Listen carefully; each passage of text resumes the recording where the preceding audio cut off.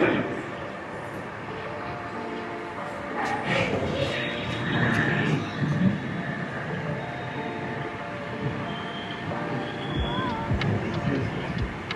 اللہ الرحمن الرحیم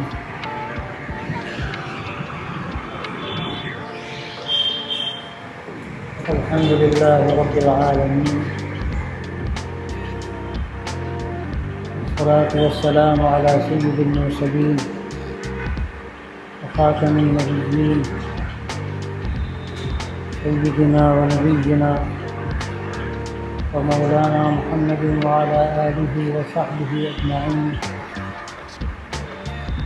وعلى من تبعهم بإحسان ودعا بدعوتهم إلى يوم الدين أما بعد فأعوذ بالله من الشيطان الرجيم فلولا نفر من كل فرقة منهم طائفة ليتفقهوا في الدين ولينذروا قومهم إذا رجعوا إليهم لعلهم يحذرون صدق اللہ العظیم۔ حضرات علماء کرام اور عزیز طلبہ، مدارس اسلامیہ کا سلسلہ کوئی نیا نہیں ہے، یہ زمانہ نبوت سے قائم ہے۔ سب سے پہلا مدرسہ مکہ مکرمہ میں دار ارقم کے نام سے قائم تھا۔ حضرت ارقم ابن ابی الارقم کے گھر میں اس مدرسے کے معلم اول سیدنا حضرت محمد رسول اللہ صلی اللہ علیہ وسلم تھے، اور صحابہ وہاں آ کر تعلیم حاصل کرتے تھے۔ دوسرا مدرسہ مدینہ طیبہ میں مسجد نبوی سے متصل صفے کی شکل میں تھا، ایک چبوترا تھا، جس کے اوپر سائبان ڈال دیا گیا تھا، اور حضرات صحابہ کی ایک بڑی تعداد مختلف زمانوں میں دیکھا جائے تو کبھی 30 کبھی 40 70 تک بھی تعداد رہی ہے، وہ وہاں آ کر تعلیم حاصل کرتی تھی، اور ان میں زیادہ تر وہ حضرات تھے جن کی شادی نہیں ہوئی، نوجوان، اور ان تمام حضرات کے کھانے پینے کا کوئی باقاعدہ بندوبست بھی نہیں تھا۔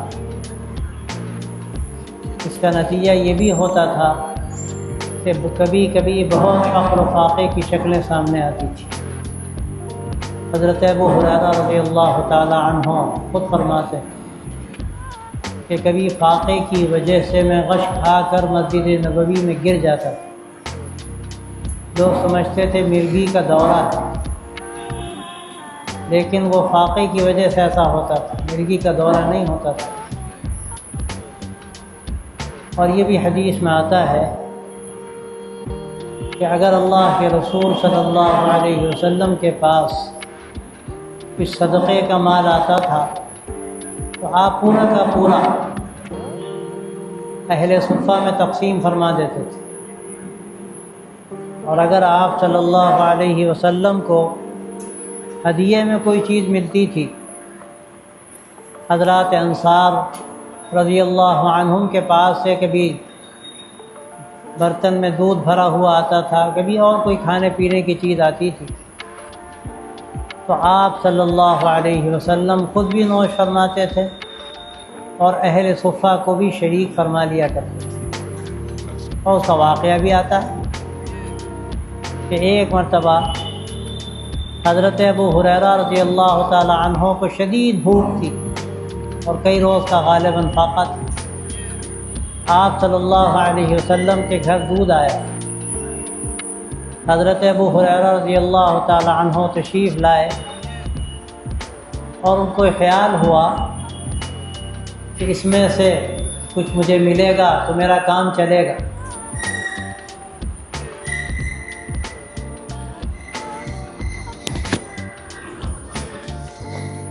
آپ صلی اللہ علیہ وسلم نے فرمایا کہ اپنے ساتھیوں کو بھی بلا لو، جو بھوک تمہیں ہے وہی بھوک انہیں بھی ہے۔ تو وہ فرماتے ہیں مجھے خیال ہوا کہ میرا اب کیا بھلا ہوگا، ایک پیالے میں کتنے لوگ پئیں گے، مگر آپ صلی اللہ علیہ وسلم کے حکم کے آگے چارہ ہی کیا تھا، بلا کے لے آئے۔ فرماتے ہیں کہ حضور نے مجھے سے کہا تقسیم کرو، پلاؤ سب کو۔ اب میں نے ایک ایک کو پلانا شروع کیا اور خیال تھا کہ اب کیا بچے گا میرے لیے، لیکن حضور صلی اللہ علیہ وسلم کا فرمان، بس سب پیتے رہے اور سب کا پیٹ بھرتا رہا، یہاں تک کہ جب سب پی چکے تو آپ نے فرمایا کہ ابو ہریرہ اب تم پیو۔ حضرت ابو ہریرہ کہتے ہیں میں نے پینا شروع کیا اور لگا کہ پیٹ بھر رہا ہے تو میں نے ہٹا دیا منہ سے۔ حضور نے فرمایا کہ اور پیو، میں نے پھر پیا اور پھر ہٹا دیا، فرمایا اور پیو۔ فرماتے ہیں اتنا میں نے پیا کہ لگتا تھا کہ وہ حلق تک آ گیا، فرمایا اب لاؤ، اور پھر آپ صلی اللہ علیہ وسلم نے جو بچا ہوا تھا وہ نوش فرمایا۔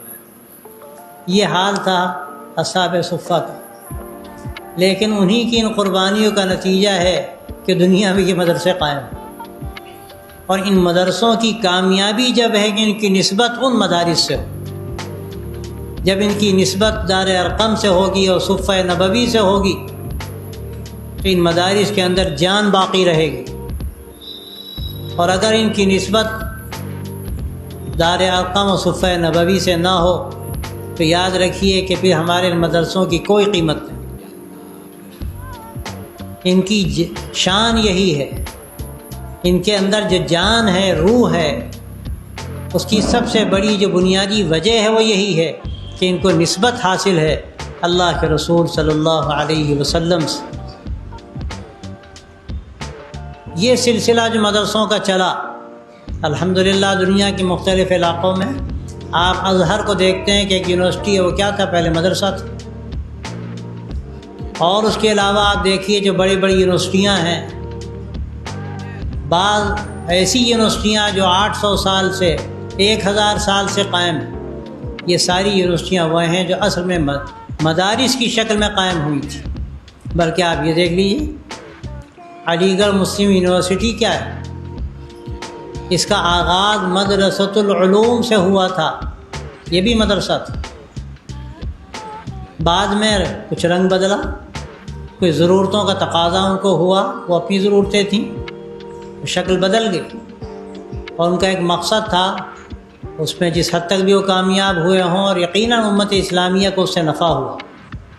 لیکن مدارس کا جو اصل پیغام ہے اور مدارس کا جو اصل کام ہے، یہ وہی کام ہے جو اللہ کے نبی صلی اللہ علیہ وسلم نے کیا تھا، آپ کے صحابہ نے کیا تھا، اور وہ سلسلہ رہا اور رہے گا انشاءاللہ قیامت تک۔ ان مدارس کا تذکرہ قرآن مجید کے اندر بھی ہے۔ ہمارے حضرت مولانا فرماتے تھے، حضرت علی میاں صاحب رحمۃ اللہ علیہ، کہ میں تلاوت کرتا تھا تو غور کرتا تھا کہ مدرسے کا تذکرہ کہاں ہے۔ میں نے جب یہ آیت پڑھی، جو آیت میں نے ابھی آپ کے سامنے پڑھی ہے، فرمایا مجھے فوراً اندازہ ہو گیا کہ یہ وہ آیت ہے جس میں مدرسے کا صرف تذکرہ ہی نہیں، مدرسے کے پورے کام کا، اس کے پیغام کا، اس کے مقام کا پورا بیان موجود ہے۔ فلولا نفر من كل فرقة منهم طائفة ليتفقهوا في الدين ولينذروا قومهم إذا رجعوا إليهم لعلهم يحذرون۔ یہ حکم دیا گیا کہ ہر جماعت میں سے، ہر فرقے میں سے کچھ لوگ ہونے چاہیے، ان کا کام یہ ہو کہ وہ چاہے سفر کرنا پڑے، کہیں جانا پڑے، وہ جائیں، اور جانے کے بعد دین کے اندر تفقہ پیدا کریں۔ یہ کام ہے مدرسوں، دین کے اندر تفقہ پیدا کریں۔ اور دوسرا جو کام بتایا گیا، وَلِيُنذِرُوا قَوْمَهُمْ إِذَا رَجَعُوا إِلَيْهِمْ لَعَلَّهُمْ يَحْذَرُونَ۔ فارغ ہونے کے بعد کا وہ کام ہے، اور مدرسے کی چہار دیواری کا یہ کام، تفقہ فی الدین پیدا کرنا، یہ کیا کام ہے؟ یہ مدرسے کا کام ہے، چہار دیواری کا۔ انذار قوم کے لیے تیار کرنا، یہ کام ہے مدرسے کی چہار دیواری کا۔ عملی طور پر انذار قوم کا عمل کرنا، یہ کام ہے مدرسے سے فراغت کے بعد۔ یہ دو بنیادی باتیں یہاں بیان کی گئی، یہ کام ہے مدرسے کا۔ تفقہ فی الدین کیا ہے؟ تفقہ فی الدین رسمی مفتی پیدا کرنا نہیں، تفقہ فی الدین کہتے ہیں دین کا مزاج شناس بنانا، دین کا مزاج شناس بنانا، دین کی بنیادوں کو پھر ان کی باریکیوں کو سمجھانا، ان سے واقف کرانا، اس کو مزاج کے اندر داخل کر دینا، اس کا نام ہے تفقہ فی الدین۔ آپ مسائل جانتے ہوں، آپ مسائل بتانے کی صلاحیت رکھتے ہوں، آپ حالات کو سمجھتے ہوں، آپ زمانے کے چیلنجز سے واقف ہوں، آپ ان کا جواب دینے کی پوری اپنے اندر صلاحیت پاتے ہوں، یہ کام ہے ہمارے ان مدارس کا۔ فقہ کا جو لفظ ہے یہ ایک اصطلاح بن گئی، ایک خاص موضوع کو فقہ کہا جاتا۔ اصلاً جو فقہ کا استعمال ہوتا ہے وہ محدود معنی میں نہیں ہے، اصلاً جو فقہ کا استعمال ہوتا ہے وہ دین کی مزاج شناسی کے معنی میں ہوتا ہے، گہرائی تک جانا۔ اور جو صحیح مفتی ہے وہ وہی صحیح مفتی ہو سکتا ہے جو دین کے مزاج سے واقف، اس نے ساری فقہ کی کتابیں پڑھ لیں، شامی بھی پڑھ لی اور فتاوی عالمگیری سے واقف ہو گیا اور ساری کتابیں پڑھ لیں اور خوب محنت سے پڑھ لیں، لیکن اگر وہ دین کی گہرائی سے واقف نہیں ہے تو ہو سکتا ہے کہیں نہ کہیں وہ ٹھوکر کھائے۔ مسئلہ پوچھنے والا مسئلہ پوچھ رہا ہے، آپ نے الفاظ دے کے جواب دے دیا۔ سچی بات یہ ہے کہ اتنا کافی نہیں ہے۔ سوال کرنے والے کا مقصد کیا ہے، وہ کس لیے سوال کر رہا ہے، اور اس کو ہمیں کس طرح جواب دینا ہے، کس طرح مطمئن کرنا ہے، یہ ساری باتیں ہمیں سمجھنے کی ضرورت ہے۔ اور یہ جب ہوگا کہ جب دین کے حقائق سے ہم پوری طرح واقف، اس کی باریکیوں سے واقف، دعوت کی مختلف جو ناہمواریاں ہیں اور اس کا جو ہموار راستہ ہے اس کے فرق کو جانتے ہو۔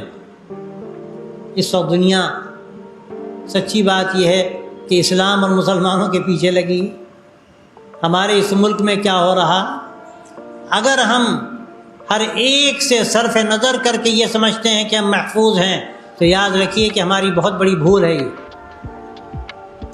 آپ کوئی قلعہ بنا لیجئے، بڑی اونچی اونچی فصیلیں اٹھا لیجئے، لیکن جب سخت طوفان آتے ہیں یا سخت سیلاب ایسا آتا ہے کہ وہ پانی اس کا فصیل سے بھی اوپر چلا جاتا ہے، آپ کچھ بھی بنا لیجئے، آپ بچ نہیں سکتے۔ آپ کو اس کی ضرورت ہے کہ آپ غور کریں کہ طوفان کہاں سے آ رہا، اس کے منافذ کیا ہیں، آپ کو منافذ بند کرنے پڑے۔ آپ کو دیکھنا پڑے گا کہ یہ جو الحاد اس وقت ہمارے اندر پیدا ہو رہا ہے اس کا سبب کیا ہے۔ جب تک آپ سبب پر غور نہیں کریں گے، آپ بنیادوں تک نہیں جائیں گے، آپ کامیاب نہیں ہو سکتے۔ ایک درخت خشک ہو رہا ہے، ایک پتی خشک ہو گئی، آپ نے توڑ دی، کوئی دوسری خشک ہو گئی، آپ نے توڑ دی، آپ کہاں تک پتیاں توڑیں گے؟ آپ کو دیکھنا پڑے گا کہ اس کی جڑ میں کیا ہو گیا، کہیں دیمک تو نہیں لگ گئی، کوئی کیڑا تو نہیں لگ گیا کہ آخر درخت کیوں خشک ہو رہا۔ آپ جب تک اس بیماری کا علاج نہیں کریں گے اس وقت تک آپ درخت کی حفاظت نہیں کر سکتے۔ اس وقت جو ہمارا یہ درخت ہے، اسلام کا درخت، شاداب درخت، کہیں نہ کہیں لگتا ہے کوئی کیڑا اندر لگ گیا ہے، کوئی گھن کھا رہا ہے۔ ہمارے علماء کی یہ بھی ذمہ داری ہے اور بنیادی ذمہ داری ہے کہ وہ ان امراض کی نشاندہی کریں، اور جہاں سے وہ پانی مر رہا ہے، یا یہ کہہ لیجئے کہ اس درخت کی بنیاد میں، اس کی جڑ میں جہاں کیڑا لگ گیا ہے، ہمیں وہاں علاج کرنا، ہمیں وہاں صفائی کرنی۔ اگر وہ ہم صاف کر لیں گے پھر ہمیں درخت کے پتے توڑنے کی ضرورت نہیں، کتنے پتے توڑیں گے، سب صاف ہو جائے گا۔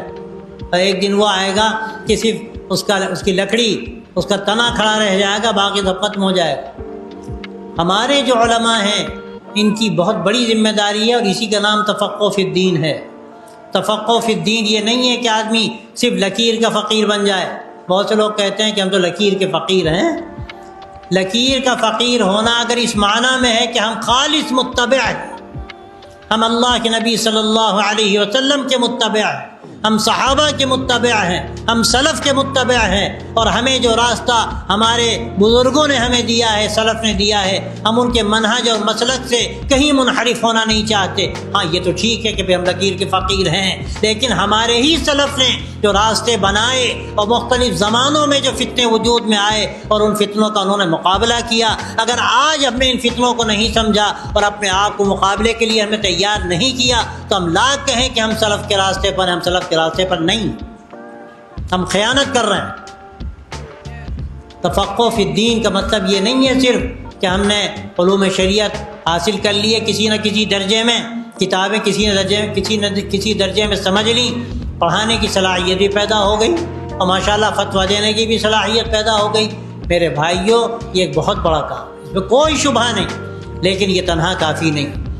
ہمارے چند علماء ایسے ہونے چاہیے جو دین کے مزاج شناس ہوں، بلکہ سچی بات تو یہ ہے کہ ہمارا ہر فارغ ہونے والا اس طرح تیار ہو کہ پوری طرح سے دین کا مزاج شناس ہو، حالات کو سمجھتا ہو اور نبض پر انگلی رکھنے کی صلاحیت اس کے اندر ہو۔ ہمارے علماء نے اسی طرح سے دین کی نگہداشت فرمائی، اور یہی ہماری بھی ذمہ داری ہے، اور تفقہ فی الدین کا یہ تقاضا۔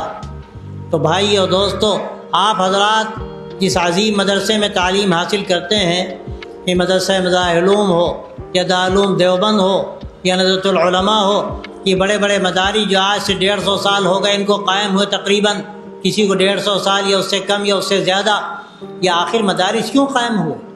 حقیقت یہ ہے کہ یہ مدارس جو قائم کیے گئے تحفظ دین کے لیے قائم کیے گئے، اور پھر اشاعت دین کے لیے قائم کیے گئے۔ دو بنیادی مقاصد ہے۔ تحفظ دین کیسے ہوگا؟ یہی تفقہ فی الدین ہے۔ جب دین کا تفقہ حاصل نہیں ہوگا تو ہم تحفظ کیا کریں گے؟ ہمیں جب یہ معلوم نہیں کہ جس چیز کی اہمیت کتنی زیادہ ہے۔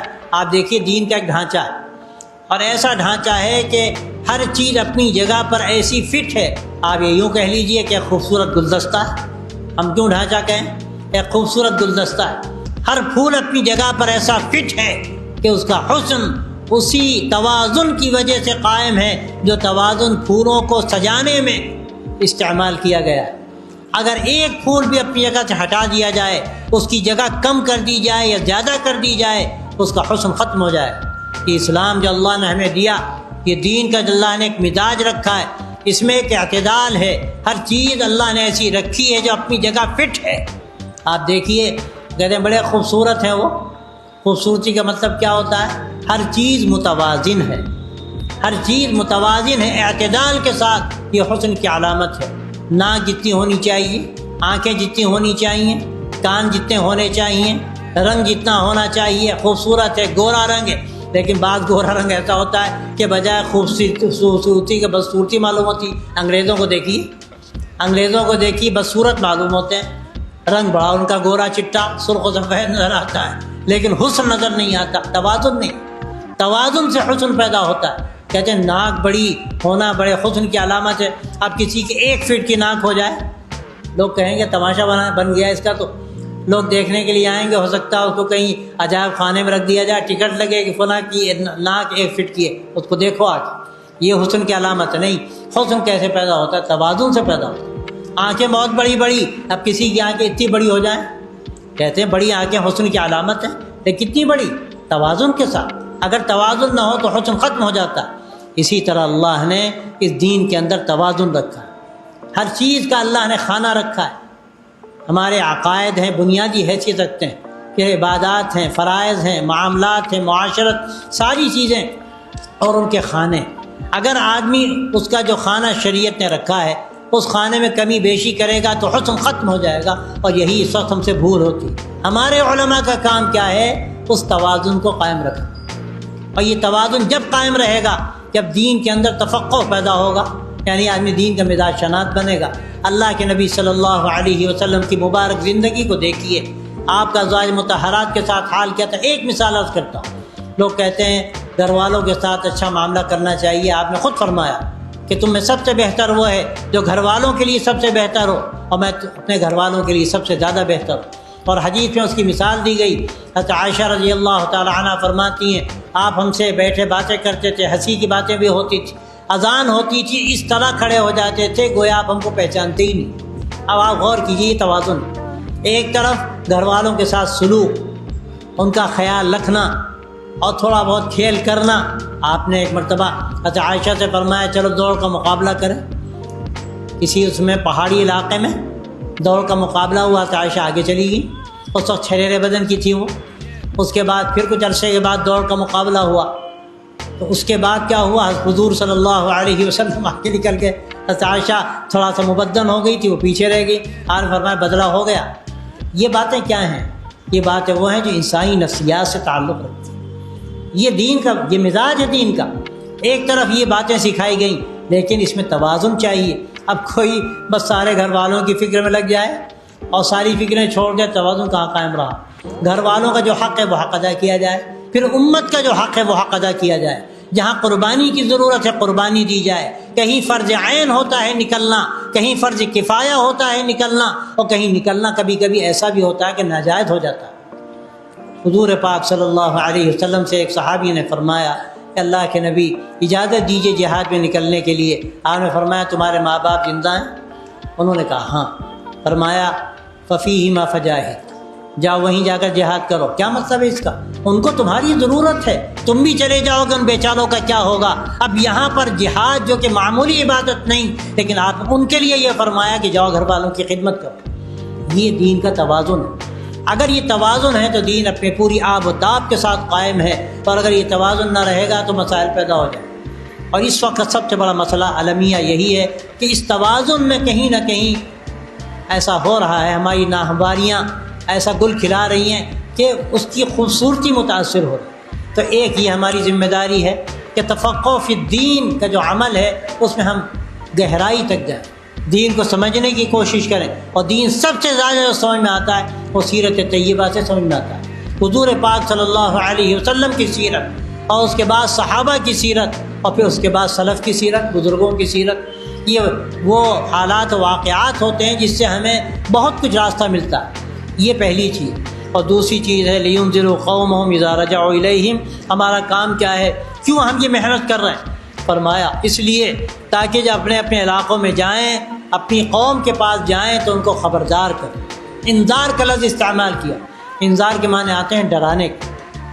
انبیاء علیہم السلام کے بارے میں بار بار یہ بات کہی گئی کہ بشیر ہیں، نذیر ہیں، مبشرین و منذرین، بشارت دینے والے اور ڈرانے والے۔ اور یہاں علماء کی جو ذمہ داری بتائی جا رہی ہے اس میں انذار کا خاص طور سے تذکرہ کیا جا رہا۔ اور یہ جو انذار ہے اس کا ایک کھلا ہوا مطلب کہ آخرت کے عواقب سے ڈرانا، آخرت کے عواقب سے ڈرانا کہ اگر یہ تمہاری زندگی ہے، مرنے کے بعد اللہ کیا تمہیں حاضر ہونا، کیا جواب دو گے تمہیں وہ زندگی اختیار کرنی چاہیے جو تمہیں آخرت کی کامیابی کا سفر کرا سکے۔ لیکن اسی کے ساتھ یاد رکھیے انذار کا یہ بھی مطلب ہے کہ دنیا میں جو کچھ ہو رہا ہے، ہمارے سامنے جو چیلنجز ہیں، ہمارے سامنے جو طرح طرح کے حالات پیدا ہو رہے ہیں، ان حالات سے واقف ہو کر ان سے ڈرانا اور امت کو آگاہ کرنا کہ ان چیزوں سے اگر ہم خبردار نہ ہوئے تو ہمارا ایمان خطرے میں ہے، ہماری پوری قوم خطرے میں پڑ جائے گی، اور اس کا ڈر ہوگا کہ کہیں الحاد و ارتداد کے راستے نہ کھل جائیں۔ اگر ہم نے ان چیزوں کی فکر نہ کی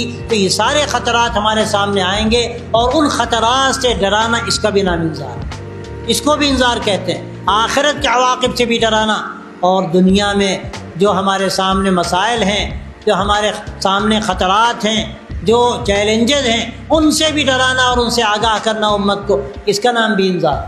ہماری یہ بھی ذمہ داری ہے، اور ظاہر ہے کہ ذمہ داری ہم کیسے پورا کر پائیں گے؟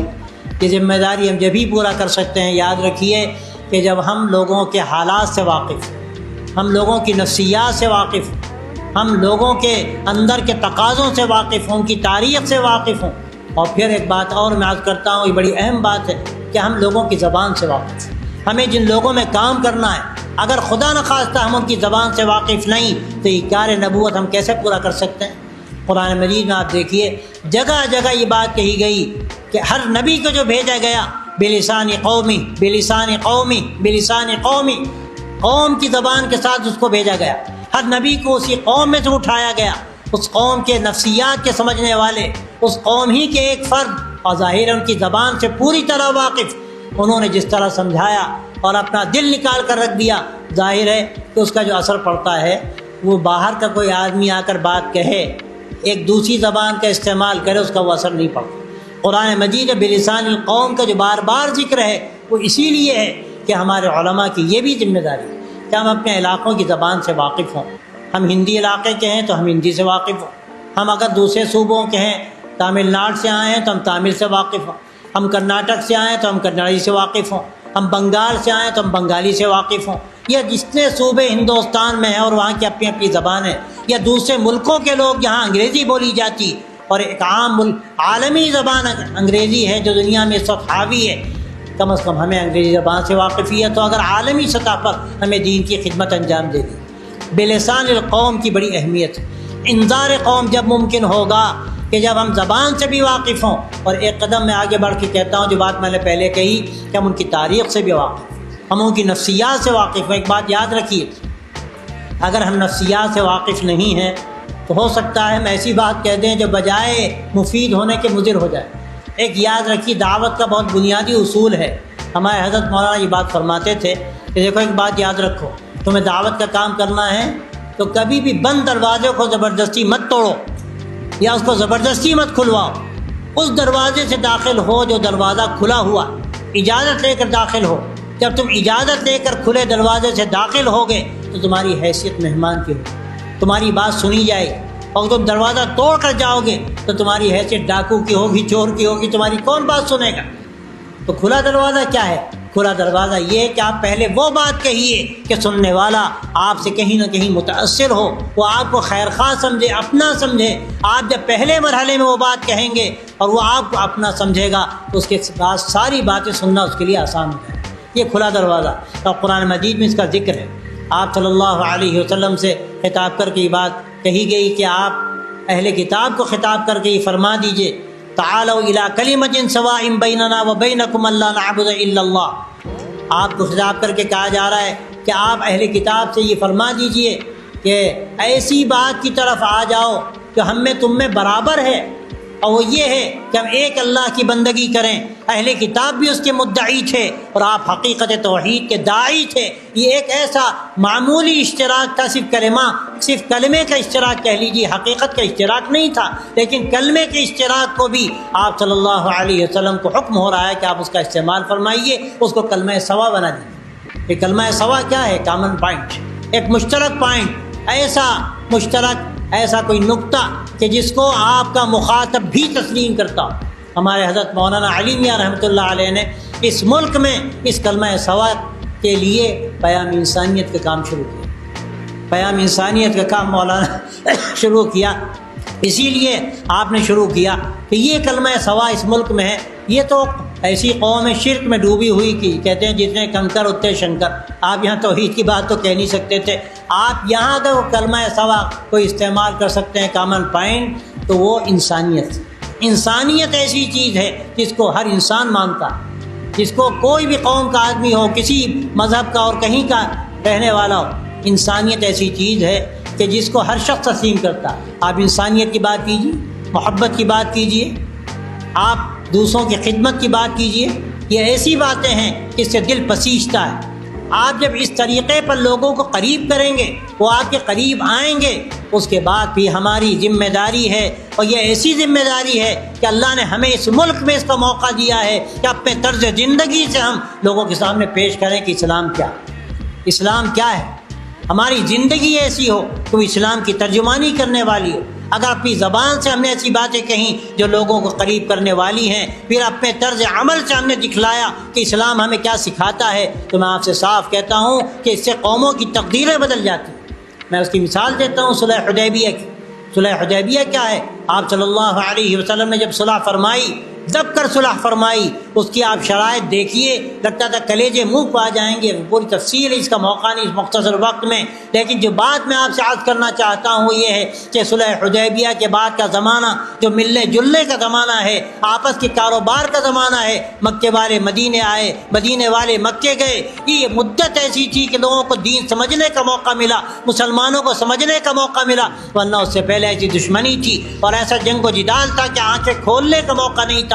لیکن جب موقع ملا، ان کی آنکھیں کھل گئیں، اور یہ تاریخ میں لکھا ہوا ہے کہ ان 2 سالوں میں اتنی بڑی تعداد میں لوگ اسلام میں داخل ہوئے کہ پوری اس مدت میں جو تقریباً میرا سا خیال ہے 19 برس کی مدت ہوتی ہے، 19 برس کی مدت میں اتنی بڑی تعداد میں لوگ اسلام میں داخل نہیں ہوئے، اتنی بڑی تعداد میں لوگ صلح حدیبیہ کے بعد صرف 2 سال کی مدت میں داخل ہوئے۔ یہ کیا بات ہے؟ یہ وہی بات ہے جس کا موقع اللہ نے ہمیں اور آپ کو دیا، ہمیں آپ کو اس کا موقع اللہ نے دیا۔ وہاں ان کو ملنے جلنے کا موقع ملا، اللہ نے ہم کو یہاں موقع دیا۔ ہمارے کاروبار ساتھ ہوتے ہیں، ہم سفروں میں ساتھ ہوتے ہیں، آپس کے روابط ہوتے ہیں، لیکن افسوس کی بات یہ ہے کہ ہم اسلام کا صحیح نمونہ ان کے سامنے پیش نہیں کر سکتے۔ آج سب سے بڑی ضرورت یہ ہے، میں سمجھتا ہوں ہمارے مدارس کے طلباء اگر اس بات کو سمجھ لیں کہ اپنی زندگی کو ہمیں انشاءاللہ ایسا بنانا ہے اور اپنے آپ کو اس طرح ڈھالنا ہے کہ ہم اگر کہیں جاتے ہیں تو ہماری زندگی سے اسلام بولتا ہو، تو یقیناً یہ اسلام کی ترجمانی کا ایک ایسا ذریعہ ہے کہ اس سے بہتر کوئی ترجمانی نہیں ہو سکتی۔ میں ایک واقعہ یہیں کے سناتا ہوں، سہارنپوری کا واقعہ ہے غالباً۔ حضرت مولانا الیاس صاحب رحمۃ اللہ علیہ کے خاندان کے بزرگ تھے، کا نام مولانا محمود بخش تھا، بہت مشہور واقعہ ہو سکتا ہے آپ نے سنا۔ یہاں کسی زمین کا جھگڑا تھا، مسجد والے کہتے تھے ہماری زمین ہے، مندر والے کہتے تھے ہماری زمین۔ انگریزوں کا زمانہ تھا، تو انگریزوں نے جو اس وقت کا جج تھا اس نے کہا کسی کو آپ حکم بنا لیجئے، فیصلہ کرنے والا، دونوں فریق مان لیں، وہ آ کر گواہی دے، میں فیصلہ کر دوں، کب تک یہ چلے گا؟ تو مسلمانوں نے مولانا محمود بخش کا نام پیش کیا، ہندوؤں نے کہا بہت اچھا، یہ تو بڑے سچے آدمی ہیں، اگر یہ گواہی دیتے ہیں تو ہم اس کو تسلیم کرنے کے لیے تیار۔ مولانا محمود بخش کے پاس وہ آیا قاصد انگریز جج کا، تو انہوں نے کہا کہ میں نے قسم کھائی ہے میں انگریز کی شکل نہیں دیکھوں گا، میں نہیں جاتا اس کے پاس گواہی دینے۔ وہ کچھ بھی ہو، حقیقت پسندی کچھ ان میں ہوتی تھی۔ انہوں نے کہا کہ ان سے کہو کہ شکل نہ دیکھیں، منہ پھیر کر کھڑے ہو جائیں، گواہی دے دیں۔ انہوں نے کہا ہاں یہ ہو سکتا ہے۔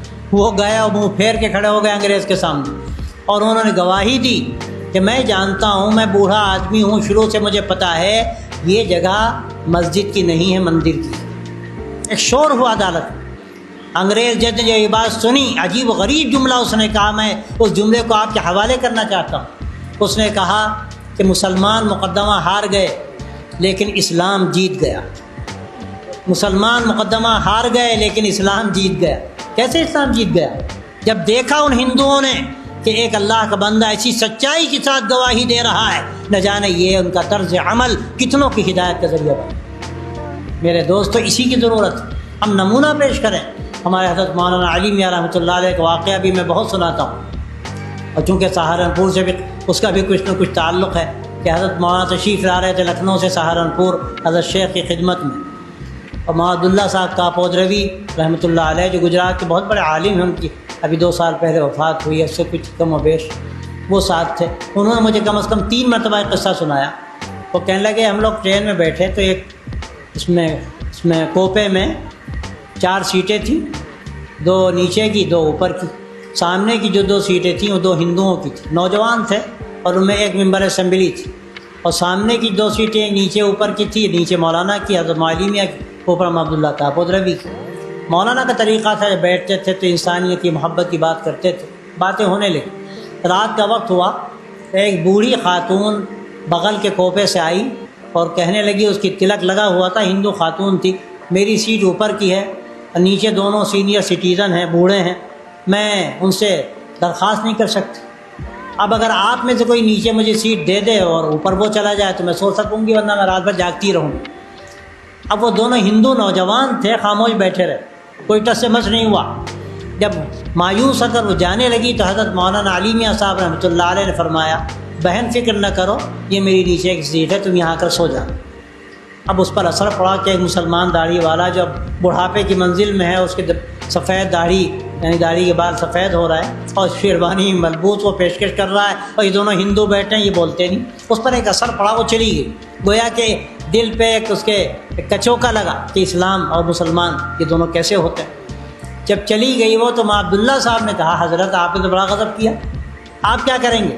اور اس وقت مولانا کو گاؤں کی تکلیف تھی گھٹنے میں، اور مولانا کا چلنا مشکل تھا 2 قدم۔ کہا آپ کیسے اوپر چڑھیں گے؟ وہ زمانہ وہ تھا جب مولانا تقریباً نابینا تھے، کہ 1972 میں نہیں 1977 میں غالباً وہ امریکہ گئے، وہاں فلاڈیلفیا میں آ کا آپریشن ہوا اور پھر وہ روشنی بحال ہوئی، اس سے پہلے کا قصہ۔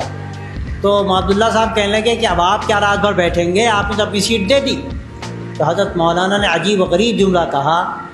حضرت مولانا فرمایا کہ مولی عبداللہ، اسلام کا اخلاقی نظام پیش کرنے کا موقع بار بار نہیں ملتا، اگر یہ موقع ملے تو چاہے مشقت اٹھانی پڑے لیکن ہاتھ سے گنوانا نہیں چاہیے۔ میرے بھائیو، اس کی ضرورت ہے۔ لِيُنذِرُوا قَوْمَهُمْ إِذَا رَجَعُوا إِلَيْهِمْ کا عمل ہم اس وقت پوری طرح کر سکیں گے جب ایک طرف ہم زبان و بیان کی قدرت رکھتے ہوں، ہم نفسیات سے واقف ہوں، اپنی قوم کی تاریخ سے واقف ہوں، اور دوسری طرف ہمارے اندر یہ صفت ہو، قلندرانہ صفت، اخلاق کا وہ جوہر ہو جو ہمارے لیے سب سے زیادہ بنیادی حیثیت رکھتا ہے۔ ہماری زندگی اسلام کی ترجمان، ہماری زندگی سے اسلام پھوٹتا ہو، یہ سب سے بڑی ضرورت ہے۔ ان دو باتوں کا اگر ہم خیال رکھیں گے تو انشاءاللہ جو انذار قوم کا عمل ہے ہم وہ پوری طرح سے انجام دے سکیں۔ تو میرے دوستو، میرے بھائیوں، آپ مدرسوں میں تعلیم حاصل کرتے ہیں، میں سمجھتا ہوں کہ آج کے ان حالات میں پورے ملک میں جو کچھ ہو رہا ہے، اگر خدا نخواستہ آج بھی ہمارے اندر بیداری پیدا نہ ہوئی، اپنے مقصد کو اگر ہم نے خدا نخواستہ تازہ نہ کیا، تفقہ فی الدین کے لیے اپنے آپ کو تیار نہ کیا، اور پھر انذار قوم کے لیے اپنے آپ کو پوری طرح آراستہ نہ کیا، تو یاد رکھیے کہ شاید زمانہ بھی ہم کو معاف نہیں کر سکے گا، اور کل قیامت پہ اللہ ہماری حفاظت فرمائے، کہیں ہماری گرفت نہ ہو کہ تم نے دین کا علم حاصل کیا، تمہاری کیا ذمہ داری تھی۔ بس یہ اس وقت کی سب سے بڑی ضرورت ہے۔ اور میں سمجھتا ہوں کہ اگر آپ جتنے حضرات طلباء عزیز یہاں بیٹھے ہوئے ہیں، اگر یہ طے کر لیں کہ ہم انشاءاللہ اپنا جو وقت یہاں گزار رہے ہیں، ہم اپنے وقت کو قیمتی بنائیں گے، اپنے وقت کی قدر قیمت کو سمجھیں گے، اور دونوں باتوں میں توجہ دیں گے۔ ایک طرف تفقہ فی الدین کا عمل ضروری ہے، اگر ہم یہ صلاحیتیں ہماری کمزور رہ جائیں گی تو ہم آگے کیا کر سکتے ہیں؟ خود اگر ہم شریعت سے خدا نخواستہ واقف نہیں، احکام شریعت سے واقف نہیں، دین کے مزاج سے واقف نہیں، تو یاد رکھیے ہم کوئی بڑا کام نہیں کر سکتے۔ لیکن اس کے ساتھ بڑی ضرورت اس بات کی ہے کہ ہم زمانے کے نفس شناس ہوں، ہم زمانے کے نفس شناس ہوں، ہم لوگوں کی نفسیات کو سمجھتے ہوں، ہم ان کی زبان سے واقف ہوں، تاکہ ہم صحیح بات صحیح طریقے پر پیش کر سکیں۔ اس وقت بہت بڑا المیہ ہے، جو لوگ دین سے واقف ہیں وہ تبلیغ دین کے جو ذرائع اور وسائل ہیں، ذرائع ابلاغ ہیں، ان سے واقف نہیں، اور جو ان سے واقف ہیں وہ حقیقت دین سے واقف ہیں۔ اس وقت ان دونوں چیزوں کو جوڑنے کی ضرورت ہے۔ انشاءاللہ اگر آپ نے طے کیا تو آپ کا یہ وقت جو یہاں گزر رہا ہے یہ بڑا قیمتی ہوگا، اور آپ میدان عمل میں آئیں گے تو انشاءاللہ آپ کی زندگی سے لوگ فائدہ اٹھائیں گے۔ یہ اس وقت کی بڑی ضرورت ہے۔ ہمیں بڑی مسرت ہے کہ میں اس مدرسے میں جو امہات مدارس میں سے ہے، بنیادی مدارس میں سے ہے، شروع سے جو ہندوستان میں مدارس کی تاریخ ہے اس وقت سے مدرسہ الحمدللہ قائم ہے۔ آپ ایسے مدرسے میں تعلیم حاصل کر رہے ہیں۔ اللہ تبارک و تعالیٰ آپ کو جو آپ کا بنیادی مقصد ہے اس کو سمجھنے کی بھی توفیق عطا فرمائے، اور پھر اس کے لیے آپ کو اللہ تیار فرمائے۔ اس ملک میں جو ضرورت ہے علماء کی، دعات کی، بلکہ سب سے بڑھ کر میں سمجھتا ہوں دین کی صحیح ترجمانی کرنے والوں، اپنے عمل سے، اپنے کردار سے سب سے بڑھ کر، اور پھر اپنے قول سے۔ انشاءاللہ اگر آپ اس کے لیے تیار ہو کر میدان میں آئیں گے اللہ آپ سے کام لے گا، اور اللہ تعالیٰ دین کی حفاظت بھی فرمائے گا۔ اللہ کا وعدہ ہے، یہ ملک ایسا ہے، حضرت خواجہ صاحب کا ملک ہے جنہوں نے بڑی قربانیاں دیں۔ میں ان کا ایک واقعہ بھی یاد آیا، سنا دیتا ہوں، اسی پر بات مکمل کروں گا۔ اس سے اندازہ ہوگا کہ ہمارے بزرگوں نے کس طرح کام کیا۔ حضرت خواجہ صاحب جب ہندوستان تشریف لا رہے تھے تو اس وقت شہاب الدین غوری یہاں سے جا رہا تھا اور شکست کھا کے جا رہا تھا۔ ملا تو کہا حضرت آپ کہاں تشریف لے جا رہے ہیں؟ فرمایا ہندوستان جا رہا ہوں۔ اس نے کہا حضرت میں کئی مرتبہ گیا، زمین بڑی سنگلاخ۔ حضرت نے عجیب جملہ فرمایا کہ تم جسموں کو فتح کرنے جاتے تھے، میں دلوں کو فتح کرنے کے لیے جا رہا ہوں۔ اور پھر دکھایا اللہ نے لاکھوں لاکھ لوگوں کو ان کے ذریعے سے ہدایت عطا فرمائی، اور یہاں جو ایمان کی بہار آپ کو نظر آ رہی ہے تو خواجہ صاحب کا فیض ہے یہ۔ بس اس کی ضرورت ہے کہ ہم یہ ایمان و اخلاق پیدا کریں۔ انشاءاللہ آپ دیکھیں گے اس کے کیسے نتائج سامنے آتے ہیں۔ اللہ تعالیٰ ہم سب کو توفیق دے، اللہ تعالیٰ اس حاضری کو قبول فرمائے اور خیر کا ذریعہ بنائے۔ وآخر دعوانا ان الحمد للہ۔